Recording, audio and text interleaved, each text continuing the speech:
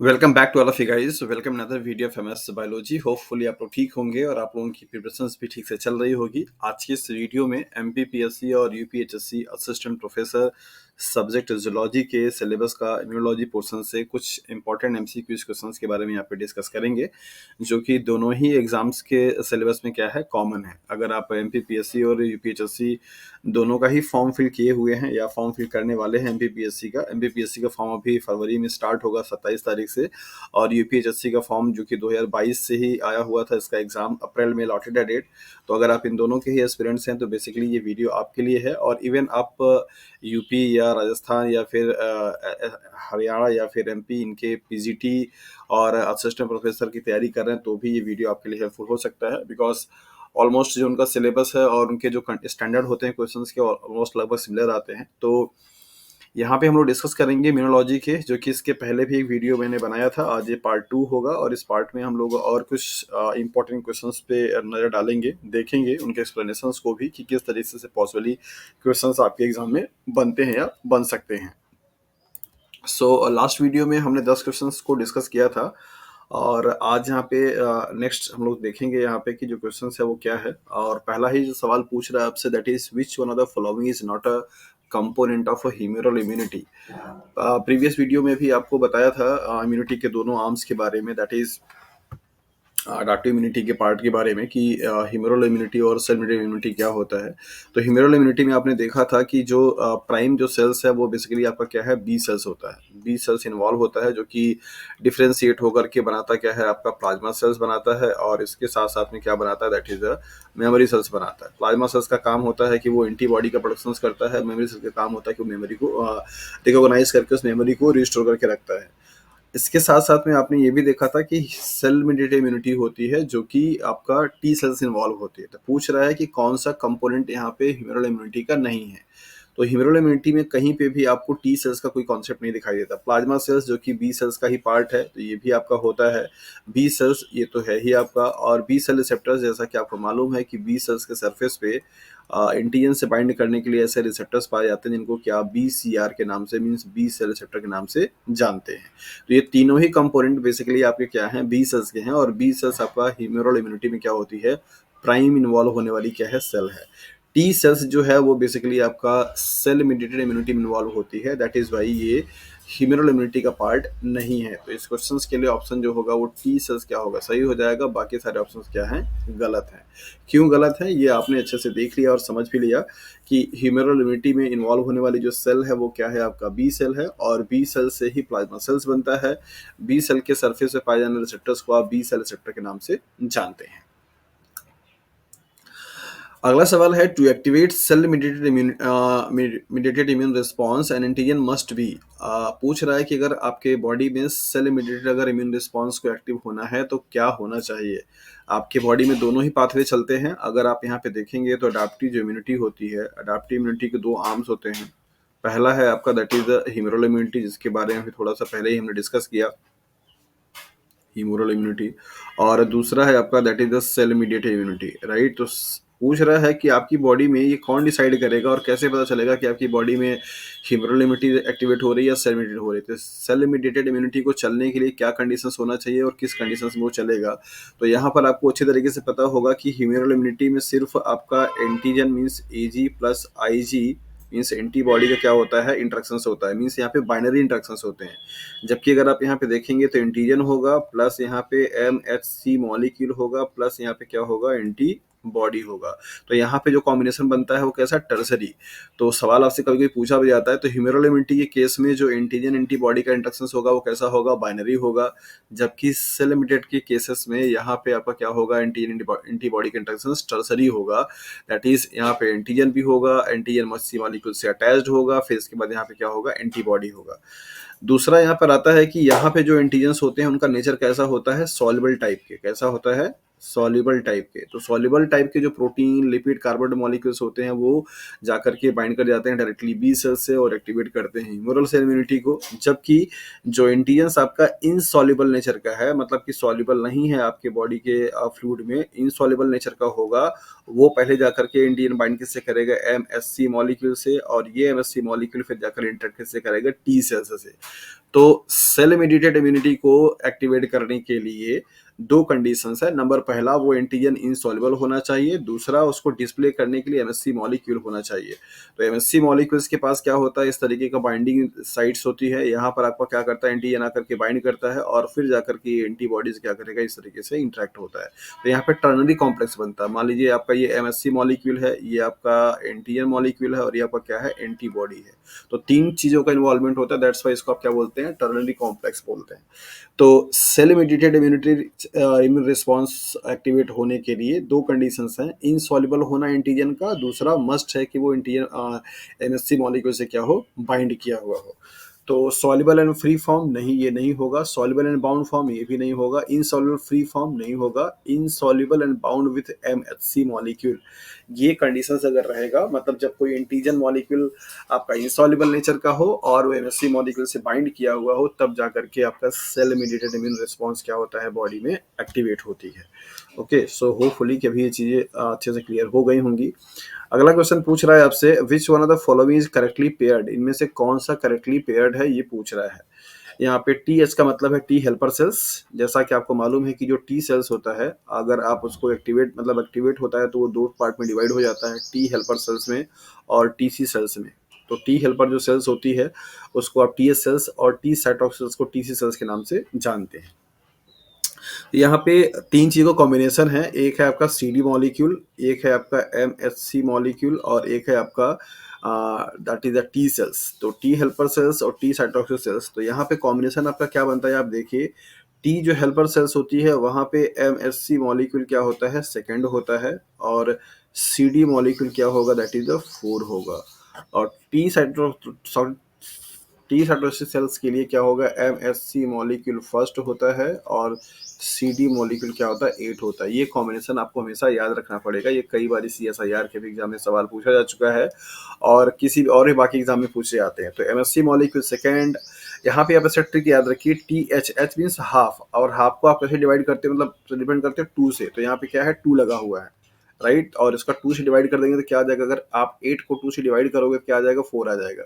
आसानी से आप याद रख सकते हो कि टी हाफ में सेकंड होगा और सेकंड में CD4 क्या होगा, 4 होगा। तो टी एच सेल्स के साथ में एमएससी मॉलिक्यूल सेकंड, CD4, और टीसी सेल्स के साथ में MSc molecule first and CD8 रहेगा। तो इस तरीके से कॉम्बिनेशन बना करके आप याद रखिए, और यही सवाल आपसे यहाँ पे पूछा जा रहा है।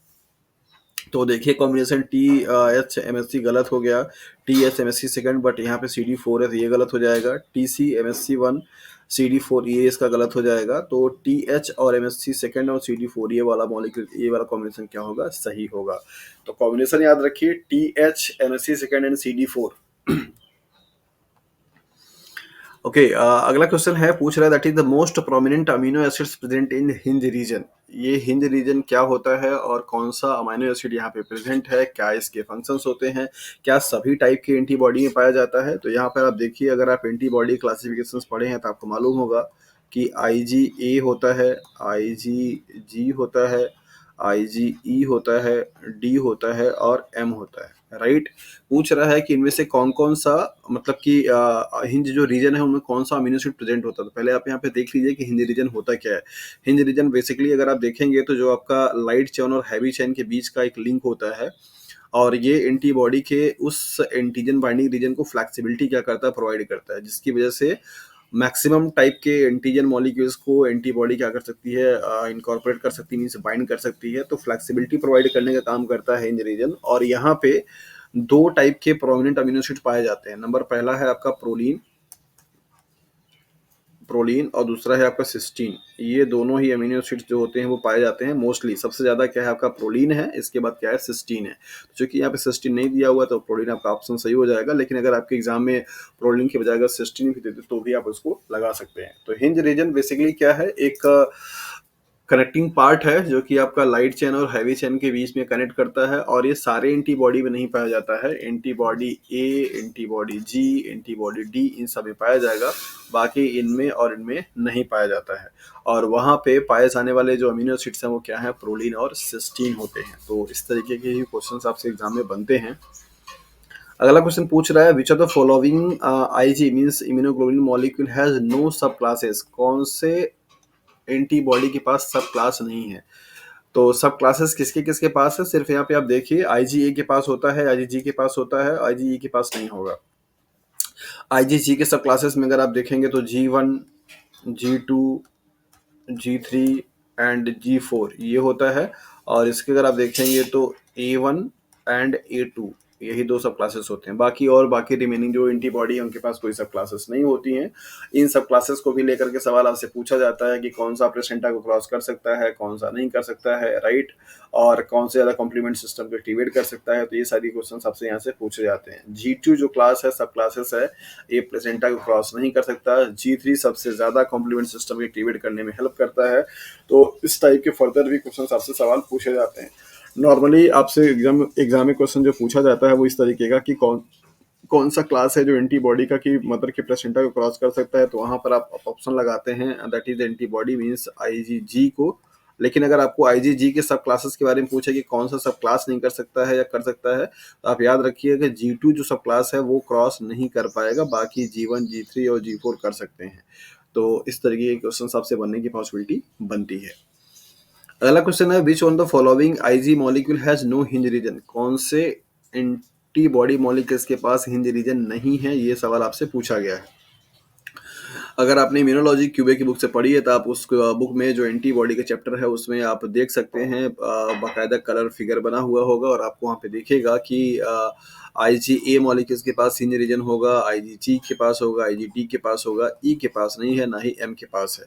तो हिंज रीजन का स्ट्रक्चर कुछ आपको इस तरीके से ऐसे दिखाई देता है, जो कि आपका ये एंटीजन बाइंडिंग रीजन वाले को और हैवी चेन वाले को क्या करता है, कनेक्ट करने का काम करता है। तो इसी को आप बोलते हैं that is the hinge region, जो कि प्रोलीन और सिस्टीन से मिलकर के बना होता है। और ये फ्लेक्सिबिलिटी प्रोवाइड करता है एंटीजन बाइंडिंग रीजन को या साइट को अप एंटीबॉडी के।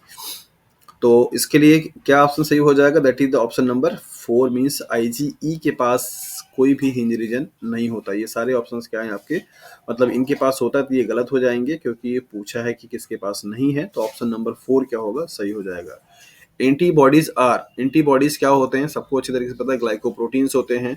और हेट्रोपॉलीसेकेराइड्स मींस वहां पे आपको 4 डिफरेंट टाइप्स के पेप्टाइड पाई जाती हैं, 2 हैवी और 2 लाइट चेन के नाम से आपने पढ़ा होगा। तो ऑप्शन नंबर ए क्या होगा, सही हो जाएगा, दैट इज द ग्लाइकोप्रोटीन हेट्रोपॉलीसेकेराइड या हेट्रोपॉलीपेप्टाइड, नॉट पॉलीसेकेराइड। अगला सवाल है, effector function of IG immunoglobulin is performed by.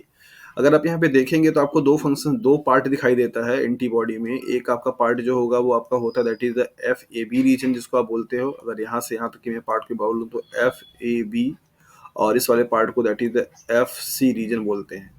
तो फ्रेगमेंट ऑफ एंटीजन बाइंडिंग और फ्रेगमेंट ऑफ क्रिस्टलाइजेशन, तो ये वाला जो पार्ट होता है, मतलब एंटीबॉडी के दो इंपॉर्टेंट फंक्शन है। एक फंक्शन है कि एंटीजन मॉलिक्यूल से बाइंड करना, IG मॉलिक्यूल से बाइंडिंग, और ये काम करता है कौन, that is the FAB reason.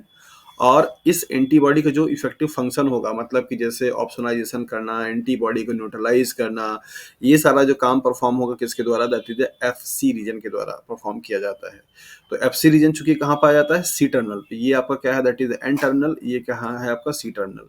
तो FC means fragment of crystallization जो होता है, वो पार्ट जो होगा एंटीबॉडी का, वो इफेक्टिव फंक्शन क्या करता है, परफॉर्म करता है। और वो कहाँ पे है, that is the C terminal पे। तो यहाँ पे आप कॉम्बिनेशन देखिए, इंटरनल FAB रीजन नहीं, ये होता है एंटीजन बाइंडिंग के लिए, एंटीजन बाइंडिंग के लिए, right. C terminal FAB region होता ही नहीं है। N टर्मिनल FC रीजन ये होता नहीं है। ये होगा आपका दैट इज द जो की फैक्टर फंक्शन को परफॉर्म करेगा। तो C टर्मिनल FC रीजन मतलब C टर्मिनल पे FC रीजन जो है, जो पार्ट है, मतलब एंटीबॉडी का दो ही पार्ट है, एक FAB पार्ट और एक FC पार्ट। तो FC जो पार्ट होगा वो इफेक्टिव फंक्शन को परफॉर्म करेगा, मतलब जितना भी फंक्शन आप एंटीबॉडी का जानते हैं कि ये कर सकता है, वो सारा काम बेसिकली FC रीजन क्या करता है, परफॉर्म करता है, और वो C टर्मिनल का। Significance of glycosylation in IG molecule means immunoglobulin molecule. आपने पढ़ा कि एंटीबॉडी जो होते हैं वो ग्लाइकोप्रोटीन्स होते हैं, उनमें मतलब ग्लाइकोसाइलेशन किया जाता है, मतलब ग्लूकोज के मायोटीज क्या किए जाते हैं, ऐड किए जाते हैं। तो ग्लूकोज के मायोटीज को ऐड करने का क्या सिग्निफिकेंस है, ग्लाइकोसाइलेशन का क्या इंपॉर्टेंस है, यही आपसे पूछ रहा है। ग्लाइकोसाइलेशन होने की वजह से क्या होता है, उसकी सॉल्युबिलिटी इनहेंस हो जाती है, और साथ साथ में जो बाइंडिंग एफिनिटी होती है वो भी क्या होती है, बढ़ जाती है। तो ऑप्शन नंबर यहाँ पे देखिए थर्ड जो है पूछ बोल रहा है that is increase the solubility and binding affinity of IG molecule. तो सॉल्युबिलिटी एंटीबॉडी का क्या होगा, बढ़ेगा ग्लाइकोसाइलेशंस की वजह से, एज वेल एज उसकी जो बाइंडिंग एफिनिटी होगी वो भी क्या होती है, इनहेंस कर जाती है, बढ़ जाती है। तो ऑप्शन नंबर थर्ड क्या होगा, वो सही हो जाएगा। विच one of the following bond is not involve in IG molecule. Antibody molecule के स्ट्रक्चर्स में कौन सा बॉन्ड इन्वॉल्व नहीं होता, ये आपसे पूछा गया है।